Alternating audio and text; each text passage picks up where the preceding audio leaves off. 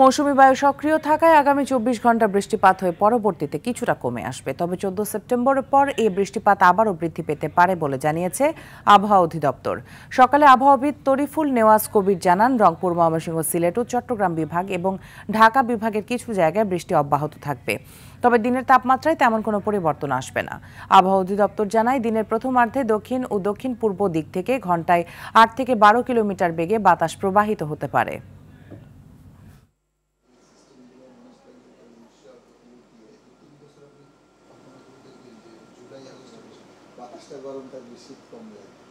রংপুর, ময়মনসিংহ, সিলেট, চট্টগ্রাম বিভাগের অধিকাংশ জায়গায় এবং রাজশাহী, ঢাকা, খুলনা এবং বরিশাল বিভাগের কিছু কিছু জায়গায় হালকা থেকে মাঝারি ধরনের বৃষ্টির সম্ভাবনা আছে। সেই সাথে রংপুর, ময়মনসিংহ, সিলেট এবং চট্টগ্রাম বিভাগের কোথাও কোথাও মাঝারি ধরনের ভারী থেকে ভারী বর্ষণের সম্ভাবনা আছে। আগামী ৪-৫ দিন এই অবস্থাটা অব্যাহত থাকবে। হয়তোবা গতকালকার চাইতে আজকে এবং আগামীকাল বৃষ্টিপাতের পরিমাণ একটু কমতে পারে, কিন্তু ১৪ তারিখের পরবর্তীতে বৃষ্টিপাতের পরিমাণটা আরেকটু বৃদ্ধি পাওয়ার সম্ভাবনা আছে।